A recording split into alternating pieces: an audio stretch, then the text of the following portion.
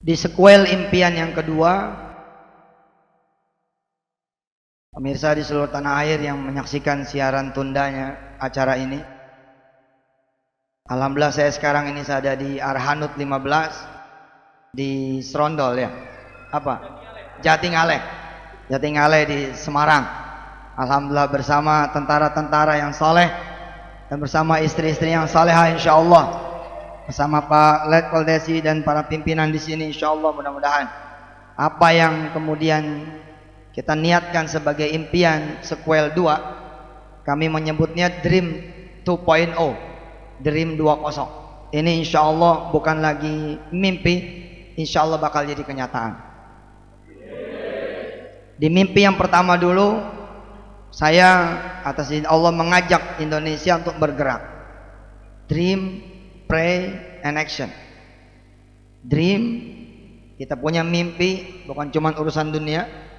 Barangkali sebagian ada yang pengen dunia, nah nggak ada masalah, nggak ada masalah, silakan bermimpi, tapi jangan lupa pray, berdoa, bawa kepada Allah Subhanahu Wa Taala. Kemudian action, ada kemudian tindakannya. Nah di urusan kemudian akhirat, yang insya Allah dia akan menuntun dunia, menarik dunia, menghasilkan dunia. Dulu di sequel impian yang pertama, saya bermimpi bagaimana kemudian ada 1000 pondok pesantren gratis di seluruh tanah air. Alhamdulillah kemudian malah tercapai, ada 3000 rumah tahfiz di seluruh tanah air, bahkan ada beberapa di mancanegara, di Afrika Selatan, di Jepang, di Australia, menyusul insya Allah besok di Amerika Serikat dan Kanada. Bahkan yang memimpin di luar negeri itu adalah orang pintar. Yang memimpin di Toronto, Kanada adalah Dr. Bilal Philip, subhanallah. Insya Allah saya baru juga kembali dari Jepang. Jepang pun kemudian kita menggerakkan rumah tahfiz. Dan betapa bangganya saya pada hari ini, pemirsa dan seluruh jamaah kaum muslimin muslimat minat di seluruh jajaran Arhanud 15. Ternyata di sini pun ada rumah tahfiznya. Di sini pun ada rumah tahfiznya, dan insya Allah apa yang nanti akan saya paparkan tentang impian saya, insya Allah segera akan menjadi impian saudara-saudara semua. Amin. Allahumma amin. Apa impian yang kedua ini? Impian yang kedua, saya membayangkan begitu 30-40 tahun yang akan datang. 30-40 tahun yang akan datang, di atas laut ya, di atas perairan Indonesia, digeladak kapal perang induk. Di atas kapal perang induk Indonesia, di malam kedua bulan suci Ramadan,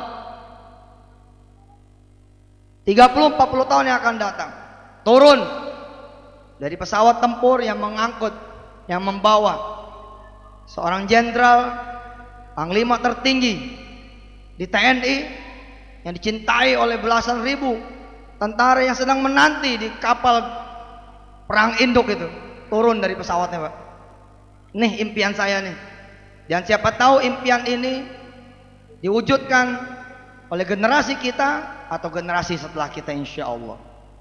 Dan itu bisa jadi adalah Anda atau anak kita. Bisa jadi dia adalah saudara atau putra saudara-saudari insya Allah. Turun disambut dengan penyambutan sempurna ala tentara, tapi tidak lagi bawa tongkat nih jenderal. Kenapa? Karena kata sang jenderal, orang udah tahu muka saya emang muka jenderal. Yang saya bawa ini Quran. Udah nggak lagi tongkat, Pak. Udah selesai. Tongkatnya udah beres. Orang udah tahu dia jenderal. Jadi nggak perlu lagi dikasih tahu. Turun nih bawa Quran. Buka puasa bersama. Ini cerita hari kedua bulan suci Ramadan, 30-40 tahun yang akan datang. Pada saat berbuka, jenderal nanya sama Kasal. Jenderal nanya sama Kasal, didampingi nama Kasat. Yang bisa jadi Kasatnya adalah salah satu juga di antara saudara nanti di masa depan ini. Di sini berlangsung sholat taraweh 1 malam 1 juz. Siap, izin jenderal, berlangsung. Siapa imam taraweh di malam yang pertama? Izin jenderal, saya yang langsung imamnya. Kekagetan kita yang pertama adalah ternyata Kasalnya pun hafiz. Berlangsung di atas kapal perang induk. Malam pertama sang Kasal langsung memimpin. Hari itu 3 kepala staf ada semua. Kasau, Kasat, Kasal ada semua. Jenderal nanya, siapa yang memimpin? Di hari yang pertama, ternyata yang memimpin adalah Kasalnya. Subhanallah. Sang Kasal kemudian bertanya, izin Pak Jenderal, berkenan nanti memimpin sholat taraweh malam yang kedua, kita masuk juz yang kedua. Oh ya ya, kasih tahu tentara-tentara kita, nanti saya yang langsung memimpin jadi imam. Kita masuk ke juz yang kedua, karena malam kedua. Subhanallah. Saat itu Pak, tentara kita bukan saja menjadi tentara yang paling ditakuti di seluruh perairan, darat dan udara, tapi disegani. Disegani karena ketawaduannya, disegani karena kemudian kesantunannya, tapi juga disegani karena nggak ada lawannya. Mirip seperti pada perang Badar atau perang Uhud. Para sahabat kemudian bertanya kepada Rasulullah, ya Rasulullah, pedang belum aku hunuskan, orang udah mati duluan. Saudara tahu, ittaqulu lil mu'minina ala yakfiyakum ayyumiddakum rabbukum bi thalathati alafin minal malaikati munzalin. Allah mengirimkan 3.000 tentara. Kalau kurang kata Allah apa? Ada bi khamsati alafin minal malaikati musawwimin. Turuni lagi 5.000 malaikatnya. Jadi ketika tentara-tentara pada zaman Rasulullah, Allahumma shalli wa sallim wa barik alaihi, berperang, itu pedang belum diayunin, ini orang udah mati duluan. Sampai sahabat-sahabat tuh bingung. Ini siapa yang motong nih siapa? Yang membunuh nih siapa? Yang ngabisin musuh nih siapa? Tentara-tentara kita dipersenjatai dengan teknologi yang paling mutakhir dan tidak ada lagi kemudian senjata di atasnya setelah itu. Apa? Quran. Quran sudah. Saya kasih tahu, saya alih kepada jamaah semua. Ada pengajian, turun hujan.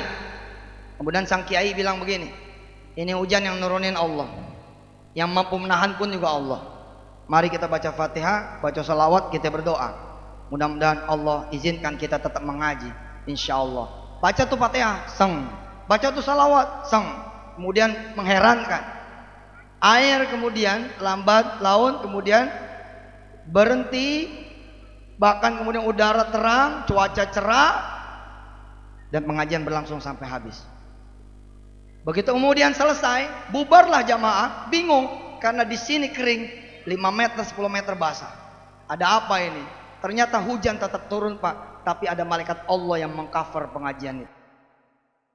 Saya membayangkan apa yang terjadi sama pasukannya Muhammad Al-Fatih, putra dari Sultan Mehmed II, ketika dia menundukkan Konstantinopel, maka itu akan terjadi di sini. Teknologi Sultan Mehmed II punya putra Muhammad Al-Fatih, teknologi sholat malam. Dialah sang panglima yang ahlus siyam wa ahlul qiyam, ahli puasa dan ahli tahajud. Ketika dia kemudian berpidato pada saat pelantikan menjadi sultan, beliau bilang, siapa tentara-tentaraku yang semalam ini sholat malam? Maju di barisan paling depan. Allahumma sholli ala Muhammad wa ala ali Muhammad. Lalu kemudian sejarah mencatat bahwa hadis Rasulullah terbukti pada zaman Muhammad Al-Fatih. La tuftahunna al-Konstantinatu. Subhanallah. Pada saat itu nanti tentara-tentara kita seperti itu. Ribuan tentara di perauran ya, di Laut Asia Pasifik udah siap. Rudal udah mulai ditembakin. Kita di sini santai aja, ngaji aja udah, Yasin aja udah. Sebab apa? Sama prinsipnya. Mau rudal kek, mau air hujan kek, semua Allah akan kenain siapa yang Allah kehendaki. Yang tidak dikehendaki tidak bakal dikenain. 30-40 tahun yang akan datang di geladak kapal perang induk, selesai kemudian berbuka, mulailah sang jenderal kemudian memimpin itu sholat maghrib berjamaah, dimulai dari sayakulus sufaha. Oh ternyata panglima kita itu juga adalah seorang hafizul Quran, seorang penghafal Al-Quran. Mungkinkah ini semua panglima perang pada zaman dulu Rasulullah dan para sahabat hingga zaman tabi'in Itu insya Allah semuanya adalah para hufaz, para penghafal Al-Quran. Sholat isya masuk, kemudian sholat taraweh. Begitu masuk kemudian rakaat yang ke-7 dan ke-8, sudah masuk 2 lembar terakhir juz yang kedua. Subhanallah.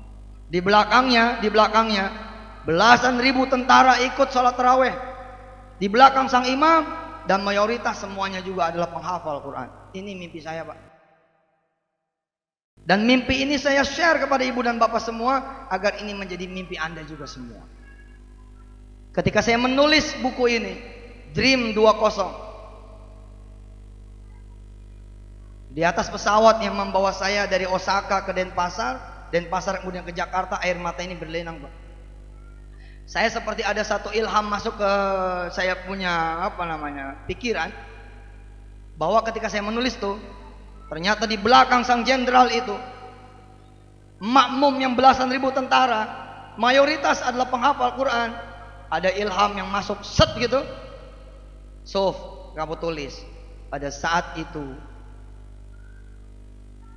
hal yang demikian bukanlah hal yang luar biasa. Ini hal yang biasa saja.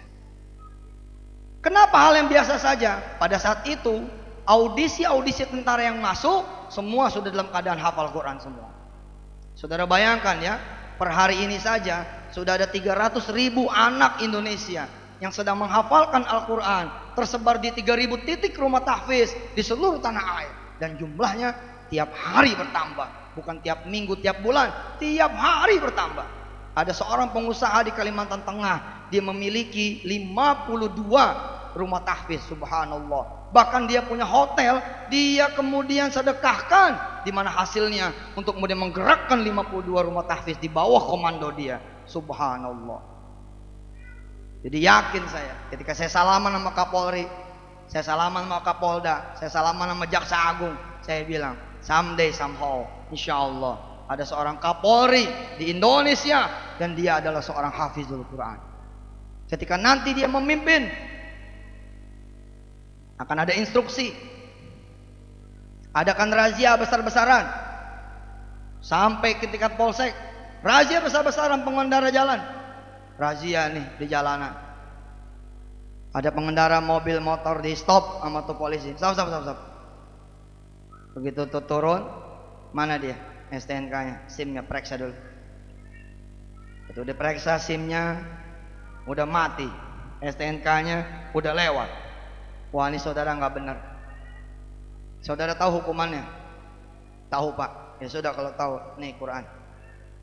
Kamu mojok hafalin 5 ayat surah Waqiah. Kalau udah hafal kamu boleh jalan. Siap, Pak.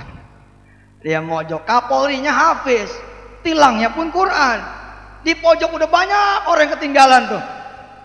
Dia baca semua. Lapor, Pak. Ya, gimana? Sudah hafal, Pak. Masa? Coba. Bismillahirrahmanirrahim. A'udzu dulu atuh. A'udzubillahi minasyaitonirrajim. Bismillahirrahmanirrahim.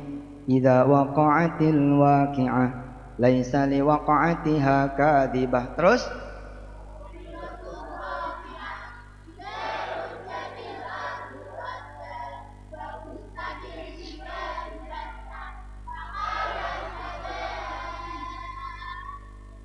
Masya Allah, udah 5, sadaqallahul azim. Ya sudah, ini kuncinya. Ini surat dari saya. Maaf, kata Pak Kapolri, perintah Pak Kapolri, saya tidak bisa memberikan SIM dan STNK-nya sebelum saudara menghafalkan semua 96 ayat surah Al-Waqiah. Silakan jalan. Asik, Pak. Saya salaman sama Jaksa Agung. Bagaimana caranya 30-40 tahun yang akan datang? Ada seorang kepala Kejaksaan Agung dan dia adalah seorang hafiz.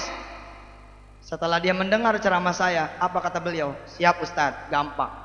Gampang caranya. Masukin aja seorang hafiz menjadi staf di kejaksaan, lalu biarkan dia berkompetisi dengan yang lain. Insya Allah suatu saat akan ada pemimpin di Kejaksaan Agung juga yang seorang hafizul Quran. Maka saya salaman juga nih sama teman-teman di tentara. Saya bilang, insya Allah nih, kalau anak-anak tentara dari sekarang udah dididik jadi hafiz, Kan ente pasti tracknya track tentara juga. Ketika anak ini masuk Akmil, anak ini masuk sekolah Magelang, anak ini masuk sekolah apapun nanti tentara, dia sudah dalam keadaan 30 juz selesai. Subhan. Maka impian 20 ini bukan lagi impian, akan menjadi kenyataan. Rakaat ke-7 sang imam memimpin. Ini di atas kapal perang induk Indonesia. Yang berdiri di depan bukan Kiai Haji. Apa kalau panglima tertinggi apa pangkatnya? Jenderal yang wah subhanallah. Samu sufakum. Nah, ini masuk nih salat tarawih yang ke-7. Sallu sunnat tarawih jami'atan rahimakumullah. As-salah la ilaha illallah.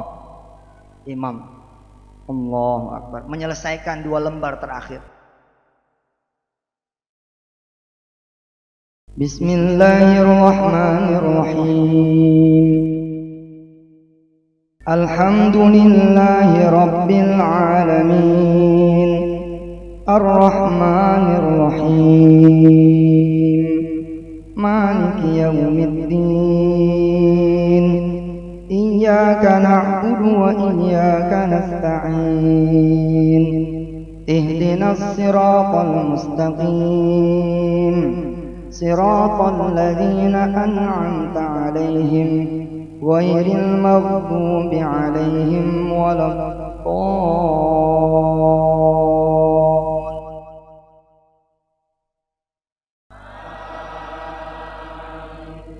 Saya pengen enggak sendirian nih mimpi. Pengen enggak sendirian. Kalau kita gagal di generasi kita, anak kita. Enggak, ini tidak bicara sentimen agama, enggak. Quran kalau udah memimpin. Quran kalau udah memimpin, nomor 1. Rhonda Brown yang nulis The Secret. Rhonda Brown yang nulis The Secret. Dia bikin sequel kedua, namanya The Power. The Power sukses di pasar, belum masuk ke Indonesia, keluar lagi sequel buku yang ketiga. Judulnya The Magic. Saya sudah selesai baca ini buku. Tahu apa yang terjadi? Rhonda Brown kemudian mengutip satu ayat di dalam surah Ibrahim ayat 7. And the God, dia bilang, had proclaimed, if you grateful, dia bilang begitu, dia kutip itu Quran. Ini orang yang sukses betul. Nah, ini bukan bicara sentimen agama. Ini bukan Quran bersolusi. For all humankind, untuk semua umat manusia. Udah lintas. Maka si Rhonda Brown itu penulis buku The Secret, dia bikin epic yang ketiga, judulnya The Magic. Apa di dalam dia tulis? Buku yang ketiga itu isi ada tentang bersyukur aja. Itu Pak Jayawan. Buku yang ketiga Rhonda Brown itu isinya tentang bersyukur saja. Dan inspirasinya dari surah Ibrahim, la in syakartum la azidannakum wa la in kafartum inna adabi lasyadid. Apa dia bilang? If you thanks to Allah, Allah will give you more. Subhanallah. Apa dia tulis karena dia orang kafir, bahkan dia orang ateis, dia tidak percaya Tuhan, dia percaya sama dirinya sendiri dan alam, tapi luar biasa, dia pakai ini Quran sebagai basic buku yang ketiga. Dan dia tulis di bawahnya penjelasan, no matter who you are, no matter who you are, no matter what religion you follow, no matter you are religious or not, luar biasa. This Quran bring to you into the real life, dia bilang. Weh. Ini orang bule ini Pak, bukunya tidak ditujukan untuk Indonesia, tapi ditujukan untuk dunia, dan dia memakai. Lalu kenapa kita yang Muslim tidak memakai Quran dan tidak bangga? Jangan ngomong Quran dong. Ini Indonesia. Justru Indonesia ini harusnya Quran, karena sudah bukan lagi barang asing. Alam tara ilal mala'i min bani Israila min ba'di Musa إذ قالوا لنبي له مبعث لنا ملكا نقاتل في سبيل الله قال هل عسيتم إن كتب عليكم القتال ألا تقاتلوا قالوا وما لنا ألا نقاتل نقاتل في سبيل الله وقد أخرجنا من ديارنا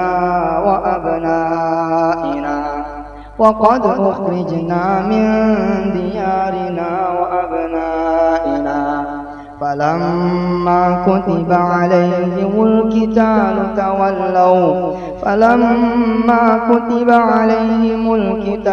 تولوا إلا قليلا منهم والله عليم بالظالمين وقال لهم نبيهم إن الله قد بعث لكم طالوت ملكا قالوا أنى يكون له الملك علينا ونحن أحق بالملك منه ولم يؤت سعة من المال. Nih, di belakang sang jenderal belasan ribu penghafal Al-Quran yang berseragam seperti saudara-saudara semua. Bermandikan cahaya bulan dan bintang, berselimutkan warna hitam, tapi nampak sekali terang sampai ke arasnya Allah Subhanahu wa Ta'ala. Ibu bapak yang dirahmati Allah, ini jenderal mimpin salat malam di malam yang kedua dengan hafalan Qurannya dia.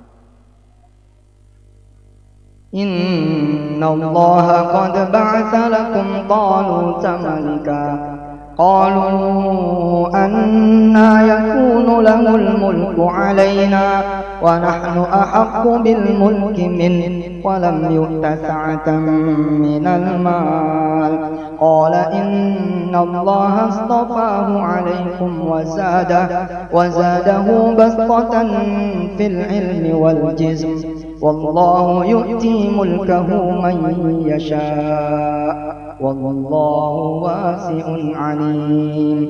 وقال لهم نبيهم إن آية ملكه أن يأتيكم التابوت فيه سكينة من ربكم وبقية مما ترك آل موسى وآل هارون تحمله الملائكة إن في ذلك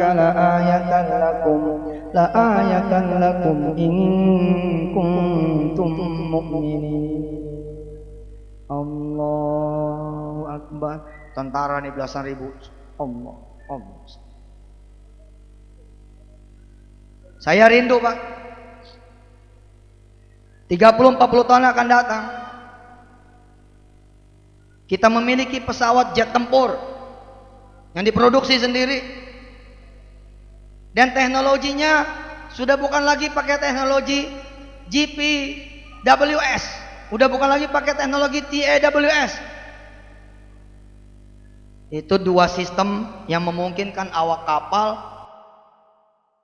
melihat ada halangan di depan. Jadi hampir semua pesawat, baik itu komersil apalagi tempur, itu ada yang begitunya. Ground proximity warning system, terrain awareness warning system. Jadi kalau ada halangan di depan, dia akan ada sistem alert untuk mengatakan kepada pilot tambahin ketinggiannya, atau belok kiri atau belok kanan, atau apa tindakannya. Sukhoi salah satu yang dilengkapi oleh itu. Tapi peraturan Allah memang di atas segala-galanya. Hukum Allah di atas segala-galanya. Doa kita semua buat saudara-saudara kita yang menjadi korban. Tapi nanti produksi dirgantaranya Indonesia, the latest technology, namanya QGPWS, QTAWS, Quran Ground Proximity Warning System. Ada Qurannya Pak. Ketika kemudian press release ke seluruh pasar dunia, diberitahu oleh presiden direkturnya, nih Dirgantara punya perusahaan, bahwa pesawat kita ini berbeda. Dari mulai ujung moncong sampai belakangnya dilengkapi dengan Quran. Sebab dari mulai bikinnya 4.000 pabrikan kami, semua dalam keadaan berwudu dan semuanya hafiz Quran. Allahumma sholli ala Muhammad wa ala ali Muhammad. Ketika rudal diselongsongin, tangan yang nyelongsongin ini, yang menggerakkan mesin ini, operatornya mesin ini, dia adalah seorang hafiz Quran dalam keadaan berwudu. Bayangin tuh. Bagaimana lagi cerita kursinya? Ini mah cerita moncong sampai buntut, black box di buntut itu. Udah bukan black box tapi black box. Ada kol-kolah karena belakangnya Quran. Saya mimpi ini biar aja. Tapi kalau kemudian ada pray, ada action. Actionnya saya sudah lihat, ada rumah tahfiz dan anak-anak saudara sudah pada hafal waqiah. Beliau nanti akan menjadi persitnya tentara-tentara. Ini kan persit TK toh? Masih TK maksudnya begitu. Actionnya sudah ada. Doanya juga sudah, tinggal mimpinya. Kita ini bangsa yang udah gak berani mimpi kok. Mimpi bayar utang lunas aja gak berani, apalagi mimpi semua dunia mengutang sama Dita. Saya. Bangsa ini udah gak berani bermimpi. Kita mimpi supaya utang lunas aja gak berani. Gak mungkin di atas kertas impossible, gak mungkin. Nah, bagaimana lagi mimpi semua dunia minjem sama Indonesia? Tinggal masalahnya mau nggak bermimpi.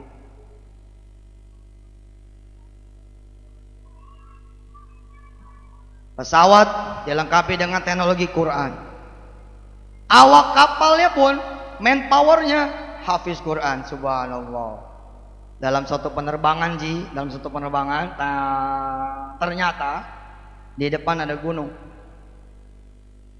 Sistem alat ngasih tahu sama dia, di depan ada gunung. Ini si Hafiz tinggal ngangkat tangan doang. Dia. Wa idz qala rabbuka lil malaikati inni ja'ilun fil ardi khalifah. Wahai gunung, Allah sudah memberitahu kepada saya bahwa saya ini adalah khalifah. Saya mau lewat, nunduk, minggir. Allah pun mendengar, dialah yang menguasai gunung, wal jibala autara. Dia yang menciptakan itu gunung-gunung. Apa kata Allah?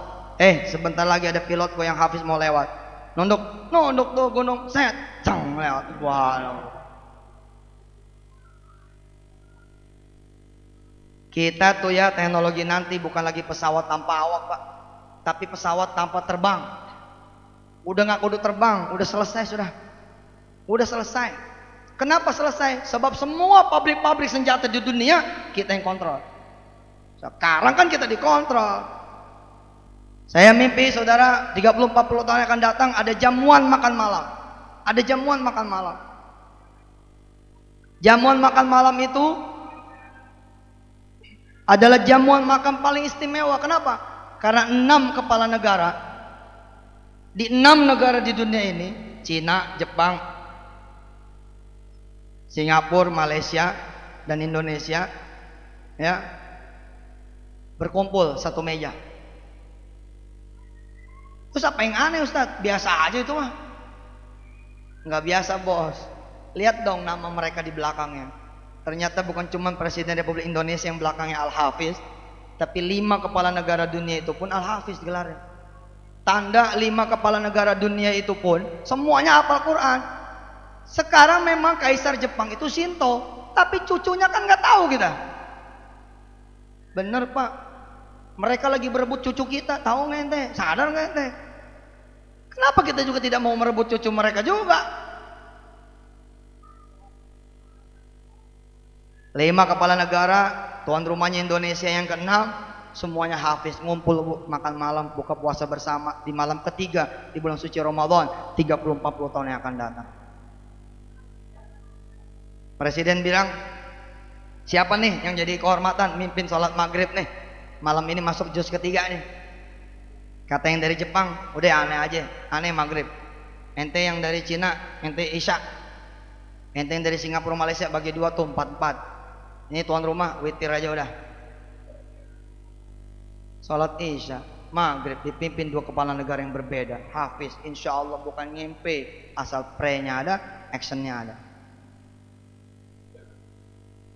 Imam besar Masjid Istiqlal ngumumin, jamaah yang dirahmati Allah, kita kedatangan 5 kepala negara, didampingi sama kepala negara kita yang tercinta. Yang bertindak sebagai imam maghrib adalah dia, kaisar, ya, turunannya kaisar Jepang. Oh, jemaah Istiqlal bingung, kaisar Jepang jadi imam maghrib. Bener. Dan betul dia ngawalin dengan juz 3, karena malam itu malamnya ketiga. Tilka ar-rusulu faddalna ba'dahum 'ala ba'd. Minhum man kallama Allah wa rafa'a ba'dahum darajat. Wa atayna Isa ibn Maryam al-bayyinati wa ayyadnahu bi ruhil qudus.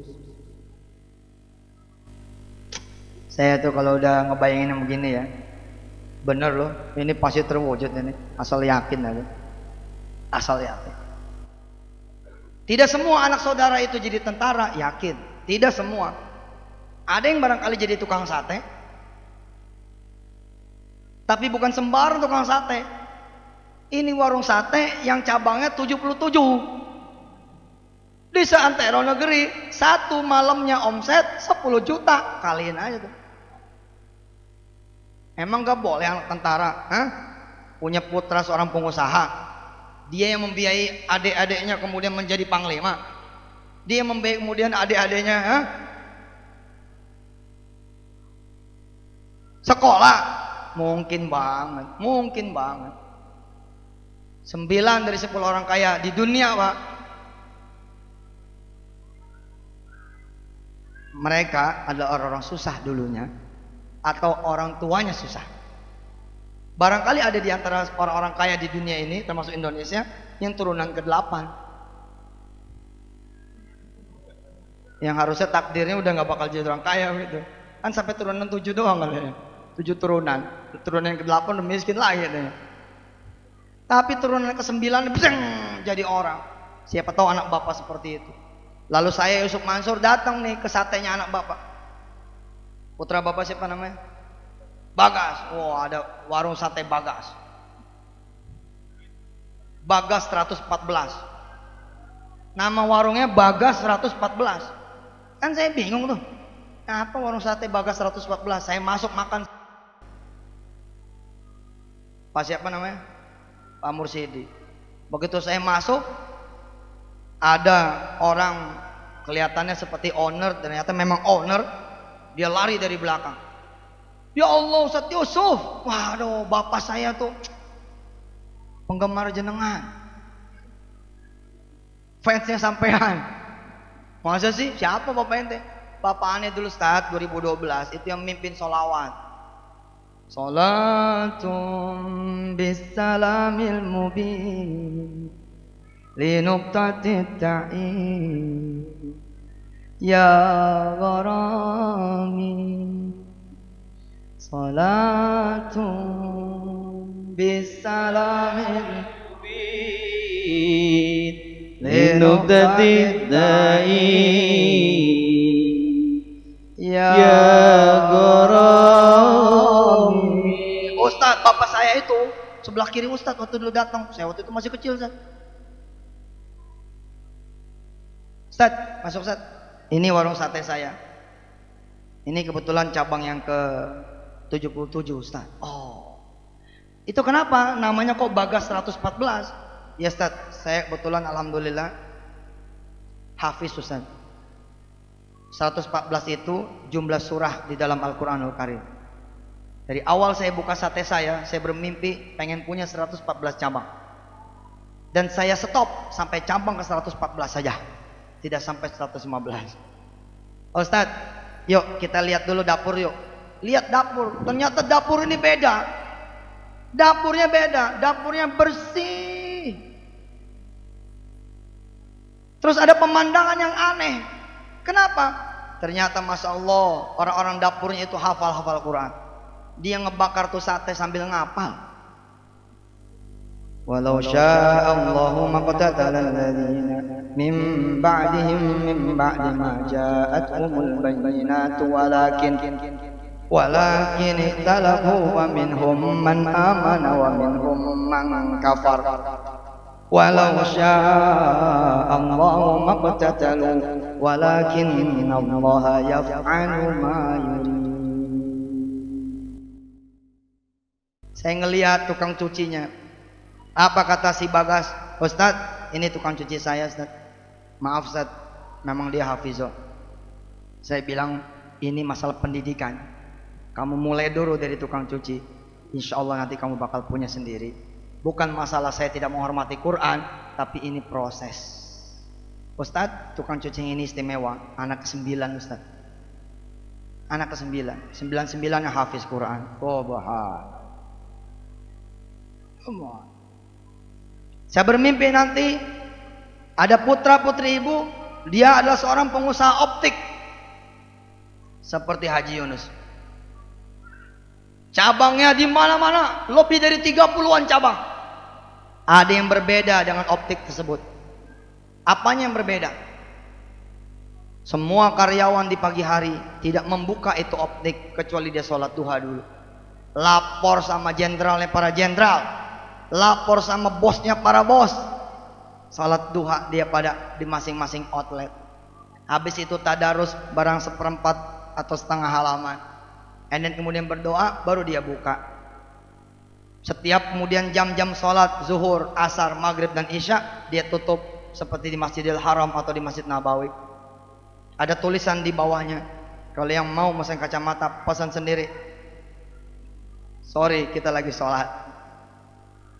Saya rindu seperti ini. Saya rindu ada putra putri ibu yang punya perusahaan transportir, perusahaan transportasi, nggak tanggung-tanggung, kendaraan armadanya 3.000 bus. Ada yang beda. Anak bapak itu punya 3.000 sopir, semuanya hafiz Quran.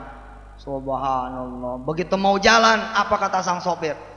Bapak ibu, kita akan berangkat dari Kampung Rambutan menuju apa? Kalau Semarang apa? Terminalnya apa? Hah? Terboyo. Kita menuju ke terminal Terboyo. Insya Allah sambil kita ngatamin Quran. Pengalaman saya Kampung Rambutan ke Terboyo, insya Allah dapat 2 kali putaran, 2 kali hatam Quran dari mulai Al-Fatihah sampai An-Nas. Bismillah ibu, pasang seat beltnya, kita mulai dengan surah Al-Baqarah. Wih, mantap. Begitu masuk Cikampek, udah setengah juz. Setengah juz, ternyata tidak dapat nih 2 juz. Karena bacanya tartil nih si sopir, subhanallah. Begitu masuk kemudian pintu gerbang Terboyo, sudah kul huwallah, kul a'udzu birabbil falaq, kul a'udzu birabbin nas. Alhamdulillah ibu-ibu, bapak-bapak, para penumpang kita sudah selamat sampai di Terboyo. Salam sama keluarga, begitu karena sopir. Salam sama keluarga. Mudah-mudahan kita bisa ketemu lagi. Ada satu ibu-ibu ngacung. Maaf dek, iya bu. Kita nih sebenarnya nggak ada yang pengen ke Terboyo kok. Loh, tapi ibu ikut bus kita nih. Iya, ini keluarga besar saya pak. Katanya kalau dengerin Al-Quran dan dari seorang hafiz akan menjadi obat buat kami-kami. Ini saudara-saudara saya ada yang stroke, ada yang ginjal, ada yang jantung bocor, ada yang ringan-ringan kayak nggak punya anak, belum punya jodoh, punya utang, semua saya bawa. Tolong pak balik lagi Jakarta, khatamin lagi Quran 1 kali lagi. Insya Allah akan ada satu masa di mana putra putri ibu akan membangun satu tower tingginya 30 lantai. Nang bos, kopral juga mimpi begini mau boleh. Nama juga mimpi. Pratu juga boleh. Insya Allah. Insya Allah. 30 lantai dibangun oleh putra putri ibu atau mungkin cucu ibu. Ada yang berbeda di hari openingnya. Di hari tasyakurnya beda. Apa? Di hari tasyakurnya itu diselenggarakan di hari Senin, tanpa ada makanan, tanpa ada minuman. Padahal itu hari tasyakur pemakaian gedung, tapi nggak ada tuh makanan minuman. 1000 karyawan yang berkumpul, nggak ada yang dibagi makanan, nggak ada yang dibagi minuman. Kenapa? Karena nggak bakalan ada yang makan, karena hari itu hari Senin. Sak presiden direkturnya sampai ke OB-nya semua dalam keadaan as-saimun, dalam keadaan yang berpuasa. Subhanallah.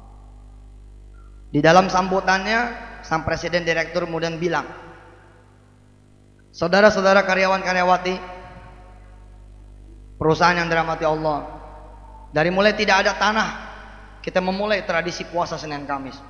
Puasa Senin Kamis itu akan mengantarkan kita pada kekayaan. Dan saya percaya, saudara percaya, kemudian terbukti tanah 1 hektar di Jakarta kita bisa beli. Ini bukan cerita sekarang Pak, 30-40 tahun yang akan datang, tanah mungkin udah 100 juta kali semeter. Atas izin Allah, kita pun setiap Senin Kamis berbuka di atas tanah kosong ini. Sebelum lagi berdiri gedung 30 lantai yang menggambarkan 30 juz Al-Quran. Saudara, setiap Senin Kamis, istri saudara yang kesini atau suaminya saudari yang kemari untuk sama-sama berbuka lalu berdoa agar dibangun oleh Allah di atas tanah kosong ini gedung yang kita impi-impikan, lalu kemudian perjalanan itu berhasil. Maka seyogianya hari ini kita rayakan kemenangan ini, kita rayakan kemudian pemakaian gedung ini di hari Senin, di hari mana kita tetap berpuasa di dalam kemenangan kita. Subhanallah. Itu salah satu mimpi saya tuh, anak ibu jadi orang kaya, anak bapak jadi orang kaya tapi soleh, hafizo. Mau jadi apa kek dia? Mau jadi dokter kek, insinyur kek, kontraktor kek, anggota dewan kek, termasuk berkarir di militer kek, mereka adalah seorang hafizo, insya Allah. Apa kata saya Presdir? Sekalian ini menghabisi saya punya tausiah di hari ini, pemirsa yang menikmati siaran tundanya. Insya Allah saudara, ini bukan impian kalau saudara semua berdoa. Pertanyaan saya kepada saudara-saudara para pemirsa semua adalah satu. Pernahkah saudara berdoa supaya anak saudara jadi pengusaha? Jangan jadi hafiz, jadi pengusaha. Ada tuh banyak yang tidak pernah berdoa, anak dibiarin aja tumbuh dengan sendirinya. Udah serah mau jadi apa kek, jangan terserah dong. Ente doanya apa? Saya pengen anak saya jadi pangdam Ustaz. Ya doa dong. Doa dong. Ya Allah, saya ini bertahun-tahun bahkan pensiun. Loh, cuman letnan nih ya Allah. Tapi anak saya nggak boleh kayak saya. Anak saya harus pensiun, dia sebagai pangdam. Jadi Pak, jadi itu.